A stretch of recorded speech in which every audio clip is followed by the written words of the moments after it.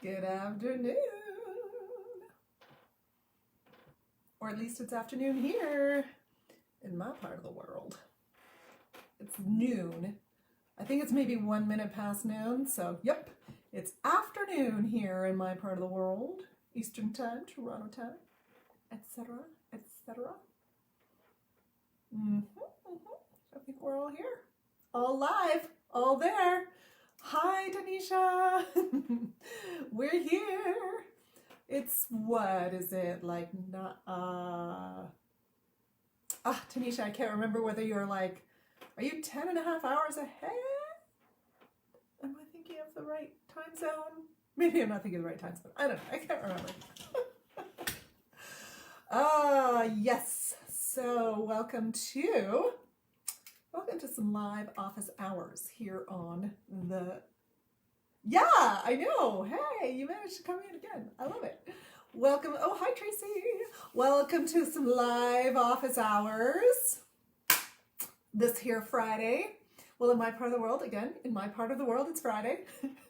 Oh, it's 9 p.m. in India right now. Okay. Oh, so just 9 hours. That's all, just 9 hours ahead. In other parts of the world, it's actually tomorrow, right? Yep. It's actually like 11 o'clock. No, wait. Maybe not. Yeah, I'm sure this, yeah, in Australia, for sure. It's actually tomorrow. It's actually Saturday, right? So welcome to Friday Office Hours. Welcome. My name is Dr. Shannon Coates. My pronouns are she, they, and I develop resources for independent voice teachers so that we have ways to maximize not only the fundamentals, right? So not only the like anatomy and physiology of how the voice works, but also figuring out how to teach better than we already do. So maximizing teaching, voice pedagogy. We're having a little discussion today about the fact that in the majority of the English speaking world, we say voice pedagogy with an ah sound in there, like pedagogy, right? And then in the States, all y'all say pedagogy for most of the time. Pedagogy. Like, it doesn't make any sense, but like, whatever. The rest of the world is used to the States just doing their own thing, right? Like, you just go ahead and do your own thing. You go on and be independent there. So, which is fine. Anywho, all that aside, I wanted to talk a little bit today about creating inclusive studios. And I know I've talked about this before in other areas, and it's one of the things that I'm super passionate about is creating inclusive studios and inclusive spaces. And the because this is a Friday live, so it's the end of the week, this is more of a like thinking thing rather than a here's how to do a thing or here's a thing to try this week. This isn't really about like here's a thing to try. This is a lot more about like here's a thing to consider. So we've all in our studios, many of us, I shouldn't say we all, many of us have had times in our studios where students sort of come out to us, or whether they ask us for an accommodation, for example, or they ask us to change something about the way that we're teaching or about the way that they're learning in order for them to be successful. I mean, I've had, and especially if you're working with teenagers in your studio, because that's the time of life, and young adults, right? So that's the time of life when we're figuring things out and we're figuring out what works for us and we're coming into our own and becoming independent, people. It's also the time of life when your brain isn't quite formed. There's something going on still, but it's all good. I say that with much love, as I am raising two teenagers. My children are teenagers right now. So much love to the teenage brain, which is not fully formed yet. God love them. Anywho, those of us who are working within that independent studio structure, working with lots of teenagers, often working with lots of teenagers, this is the time of life where we do start to come into who we are as people, who we want to be as people, deciding our identity, and all that kind of thing. So, and figuring out how to interact with other people, right? So, I've had folks come out, gay, oh gosh, the word left me. Of course it did.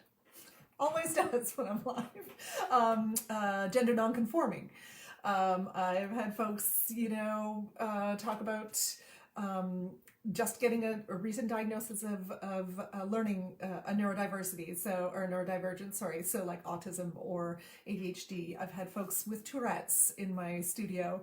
And folks who are, and I've had folks, with recently diagnosed anxiety or depression, and we all have had instances in that way of folks coming to you with something that's relatively recent or something that they have, that they've been figuring out, and so now is the time to start to talk to people about it, and so they want to talk to you about it.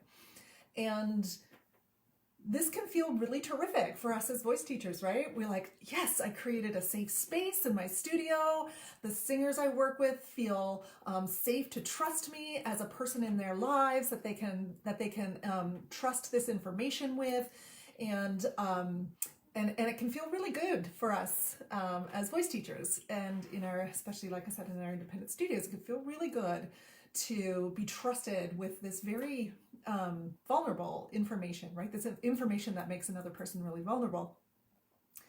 And I want to just challenge that and put a little bit of thinking stuff out there for the weekend to kind of consider. I want to just challenge that because there are a couple of things at play here that we may not have thought about before. And this is something that Liz Jackson Hearns has articulated beautifully several times. And I'll see if I can find her one of the things that she has talked about, and she talks about it more specifically around transgender folks.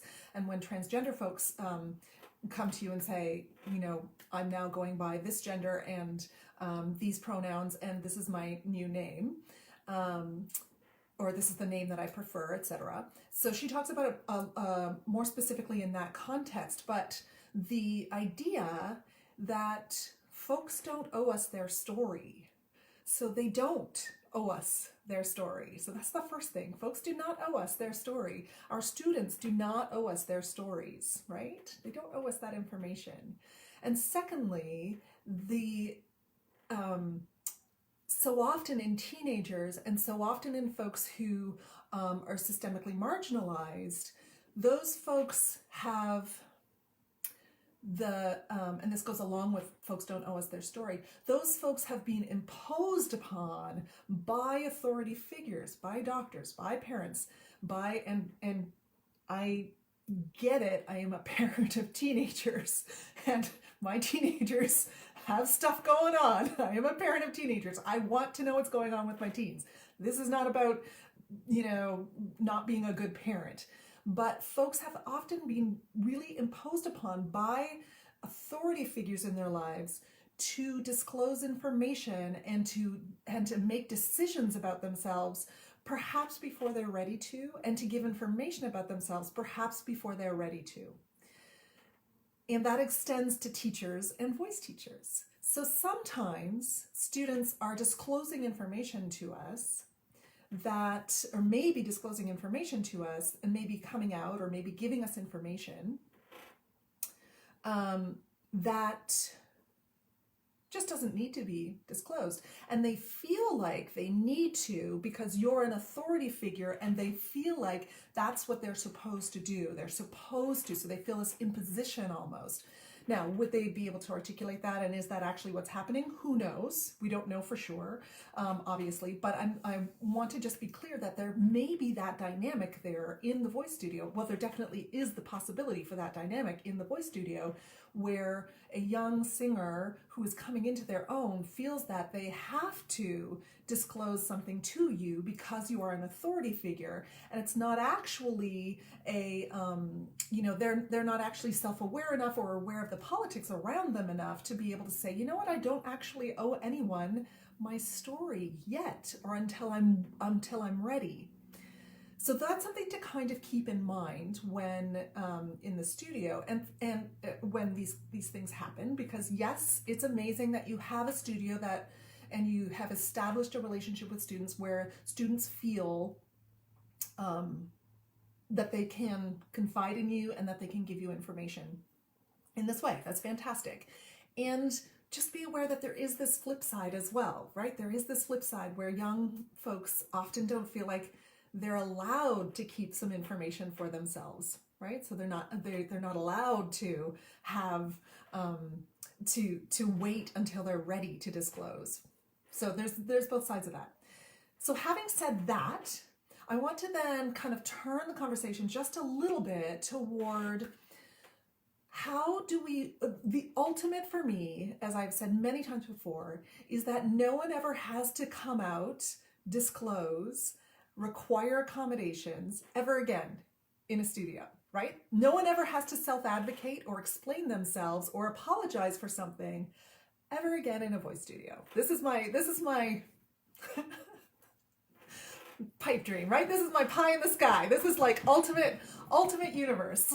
This would be amazing. The best thing ever is if folks came into the voice studio, into your voice studio, and because of the way that you structured your voice studio and the way you structure your policies and the way that your physical studio is set up and the way that you communicate in your intake forms, etc., that folks never have to disclose a diagnosis, tell you that they're trans, tell you whether they're gay or straight, tell you whether they're what pronouns they use, or interrupt you to say, oh, can you make sure you use these pronouns? Tell you whether they have a learning difference, tell you whether they have a processing difference, tell you whether they're neurodivergent, tell you whether they have mental illness. I would love for us to have this studio set up where it doesn't have to happen. So I wanted to think about some ways today and just kind of throw this out there, some ways to think about today, ways where the things that people ask for and ways that we can communicate that you actually don't have to ask for those things, or you actually don't have to disclose those things in the studio. There are lots of caveats to what I'm saying today, so please keep in mind that there are lots of caveats here, right? Lots of different, if you're the only adult in someone's life who is going to stick up for a person and the person sees that you're their only ally, that's a whole other thing. There are lots of ways, there are lots of caveats here, but overall, big subject, I would love for us to be in this place. So one of the things that I was thinking about earlier, and again, coming back to my friend and colleague Liz Jackson Hearns, who never fails to introduce herself as, I'm Liz Jackson Hearns, my pronouns are she, her, they, them, like every single time. And it always like, oh yeah, that's right. Like I forget to do this, but this is one way. So I have she, her, they, them on my Zoom, like, it's my default setting on my Zoom name thing. But what would happen in your voice studio if every time you introduced yourself to a new singer, or every time you introduce yourself at all ever, but especially to a new potential student or a new someone who's coming into your studio, if you introduced yourself with your pronouns, what would happen? What that means is that someone who has pronouns that you can't necessarily guess, you don't know offhand, someone who has pronouns that you wouldn't know by guessing, don't have to interrupt you and say, oh, by the way, can you address me as they, them, or can you address me as he, him, or whatever? Because you've already normalized and you've already created a space where it's totally normal to just say it. And nobody has to ask, right? Nobody has to have the accommodation. So other things that I would love for folks to not have to ask for accommodations for reading, or for around like dyslexia. I would love for me to never have anyone ever have to tell me again that they are dyslexic. I would love for that. I would love for them for me to have all of the things in my studio that mean that that anybody who's dyslexic doesn't have to worry, and they never have to tell me. What? I would love that. I would love for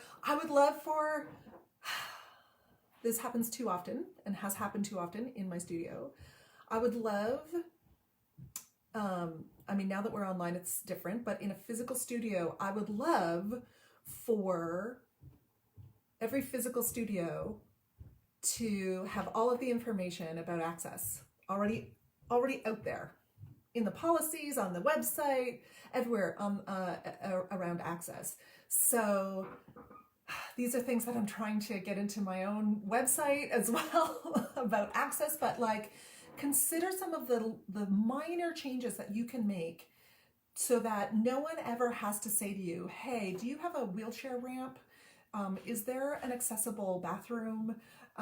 Is there an accessible entrance? Do I have to go up or downstairs to get to you? Like, I would love to never have anybody ever have to ask about that ever again. I would love that. That would be amazing, right? What about, I would love for someone to never have to apologize to me for being fidgety or unfocused, or apologize to me for appearing to be rude, or appearing to be to take over the conversation and talk too much, or to all of those things that may come along with a neurodivergence. I would love for no one in my studio or that I work with or who I work with ever again to have to apologize for any of that. I don't know how. I'm like I said, this is like thinking out there, brainstorming.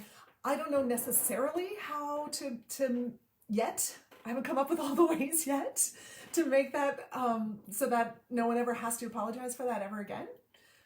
But I would love for that to happen. I'd love asking for, appearing rude. I would love for no one ever again to have to disclose to me that they have depression, mental health, severe anxiety. I mean, I would love for it to be, obviously, again, if there are caveats in here, but I would love for there to be a way in my policies that you don't have to tell me why you're missing a lesson. I've talked about this before in a live a couple weeks ago about creating inclusive cancellation policies in the studio, but I would love for my studio policies to be so inclusive that no one ever has to say to me again, I am whatever, this thing, and so I have to miss a lesson. I would love for anybody to be able to say to me, hey, I'm not going to be there today, and that's no problem, and no one has to feel guilty. Telephone.